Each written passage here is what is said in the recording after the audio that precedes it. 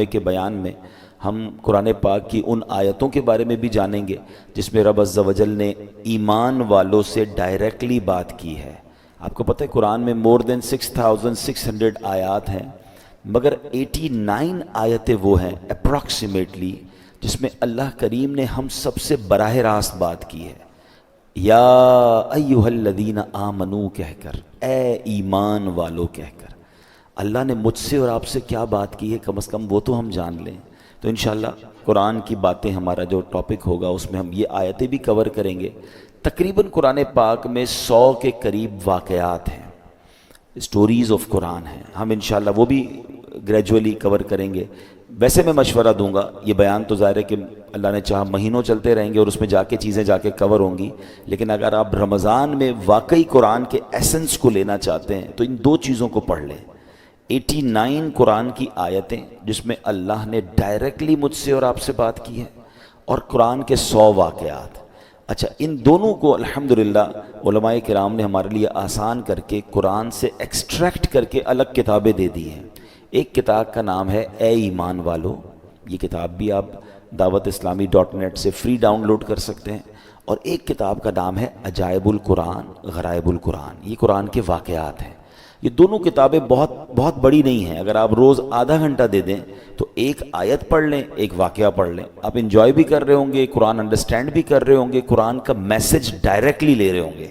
ہم نے آپ کی آسانی کے لیے الحمدللہ یہ دونوں پروگرام، یہ دونوں چیزیں یوٹیوب پر بھی بیان کر کے ہم نے ڈال دی ہیں۔ اگر اس کو وہاں سرچ کرنا ہے تو ایک پروگرام مدنی چینل پر ہوا تھا جس کا نام ہے ایک قصہ ہے قرآن سے، جس میں قرآن کے واقعات ہیں۔ اگر آپ سرچ کریں گے تو آپ کو قرآن کے سارے واقعات مل جائیں گے۔ 15 منٹ کا ایک واقعہ ہوگا، اس کا میسج آپ سن سکتے ہیں، بچوں کو بٹھا کے سنا سکتے ہیں۔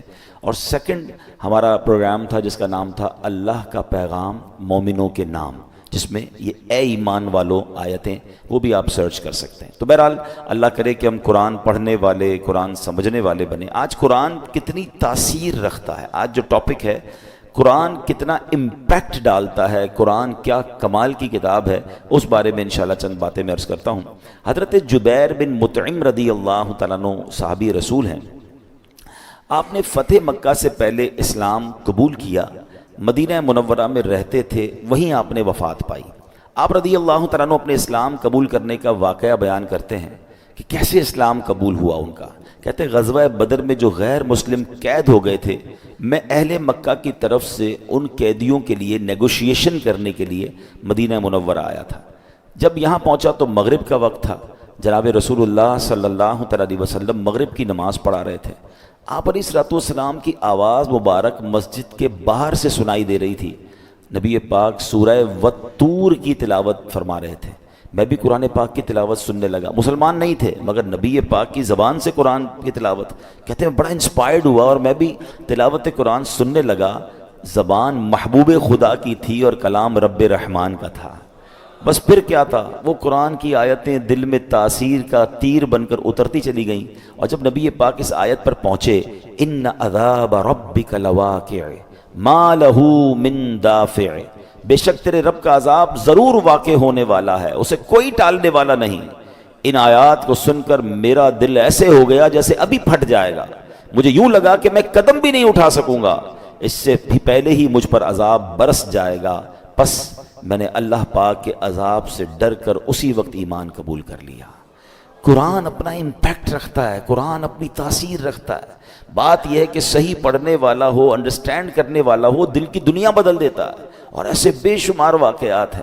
یاد رہے قرآن میں عجیب تاثیر ہے، یہ پیارا کلام دلوں کو نرم کرتا ہے، بھٹکے ہوئوں کو راہ ہدایت دیتا ہے۔ اس میں اگلے پچھلوں کی خبریں ہیں، یہ اللہ پاک کی مضبوط رسی ہے، یہ حکمت والا کلام ہے۔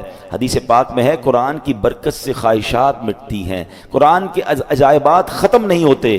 قرآن کریم کے مطابق کوئی بات کرے وہ سچا ہے، جس نے قرآن پر عمل کیا وہ ثواب پائے گا، جو قرآن کریم کے مطابق فیصلہ کرے وہ انصاف کرنے والا ہوگا، اور جو قرآن کریم کی طرف بلائے ضرور وہ سیدھی راہ کی طرف بلانے والا ہوگا۔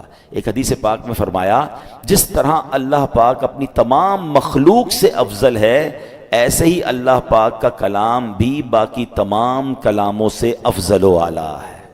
یعنی اللہ پاک کا جو مرتبہ مخلوق میں ہے سب سے افضل و اعلیٰ ہے نا. تو کلام الہی کا جو مرتبہ ہے وہ دنیا کے تمام کلام، تمام کتابوں میں افضل و اعلیٰ وہ کلام ہے. سبحان اللہ، وہ رب کا کلام ہے.